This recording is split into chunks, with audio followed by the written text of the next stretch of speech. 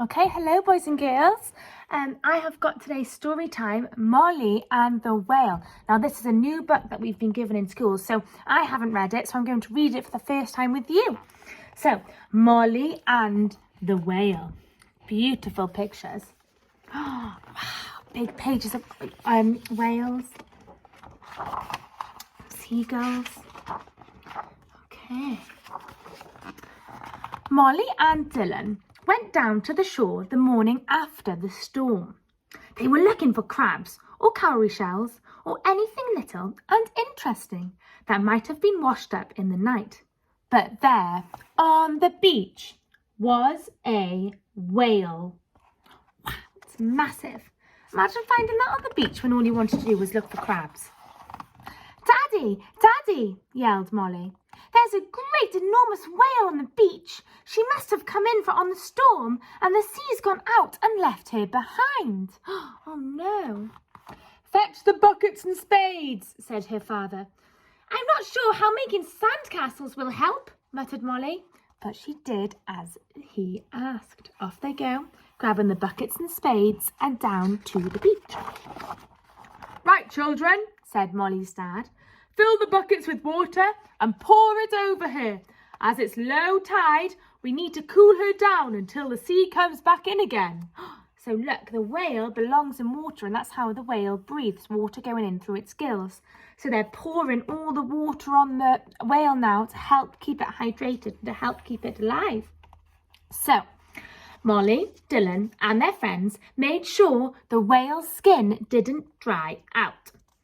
Meanwhile, Molly's father and the others dug a trench all around so the water could keep her cool while the tide rose. Oh, you poor thing, said Molly to the whale. Can't we push her back into the sea, Dad? Her father shook his head. She's too heavy, love, and anyway, we might hurt her. Hopefully, at high tide, when the water comes back up the beach, she'll be able to swim away. So look, to stop her skin from drying out, they've put lots and lots of sheets over the whale to keep her cool and her skin moist and wet. All afternoon they dug and they poured, and all the while Molly sang a little song to the whale to try and calm her. We're keeping you wet through the heat of the day. We're doing our best till you're safe and away. As long as it takes, we'll be by your side. As long as it takes till you swim to the tide. Wow. There's Molly Luck and the whale. The whale seemed to like Molly's song. She seemed to like that people were trying to help her. But Molly sensed that as the day warmed up, the massive creature got more and more uncomfortable, more and more unhappy. We're keeping you wet throughout the heat of the day, Molly sang again. We're doing our best till you're safe and away. Oh, poor Molly, she's trying to help look after the whale. High tide's coming, cried Dylan at last. The children ran to the shoreline and dug a channel to try and speed the water up. At long last, the first wave reached the stranded whale. The trench the grown-ups had dug began to fill up, so that soon her tummy was resting in the cool, clear water, and the whale did a big, blubbery shake, as if to say thank you. The tide kept coming. Will there be enough water for her to swim away, Dad? Asked Molly. She's so big and so heavy. I hope so, said her father. I really hope so. By high tide, everyone was up in the dunes. So these are the dunes, big sand dunes, watching and waiting. But the water still wasn't deep enough. She'll never get back to the sea, cried Molly, fighting back her tears, so trying not to cry. The poor whale needs to be quiet now, Molly's dad told everyone. You all go home and I'll wait with her. It's full moon tonight, so the tide will be even higher. Hopefully then she'll be able to swim. So everyone went off to bed, everyone but Molly and Dylan, who wouldn't leave. Night fell, and the light of the moon and the stars, they watched and they waited.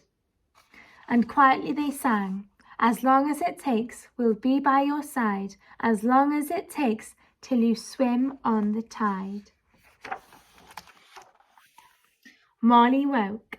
The fierce light of morning was breaking through the clouds.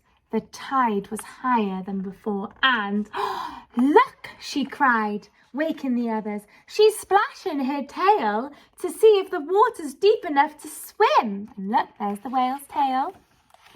The whale shook a little, then shook again. She did a big blubbery shake and, "She's moving!" yelled Dylan. "She's swimming!" cried Molly. "She's heading out to sea!"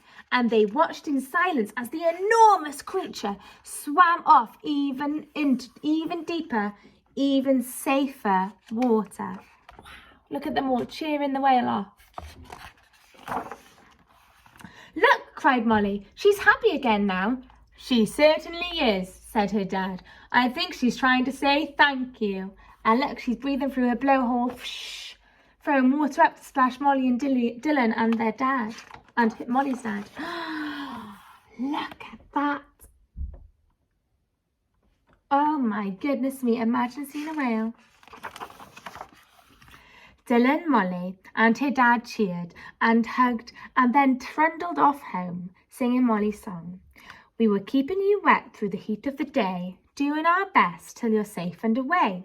As long as it took, we were there by your side, as long as it took till you swam on the tide. Goodbye, whale, goodbye."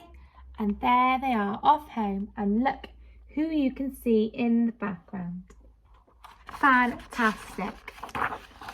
I love that story, and I hope you did as well, boys and girls.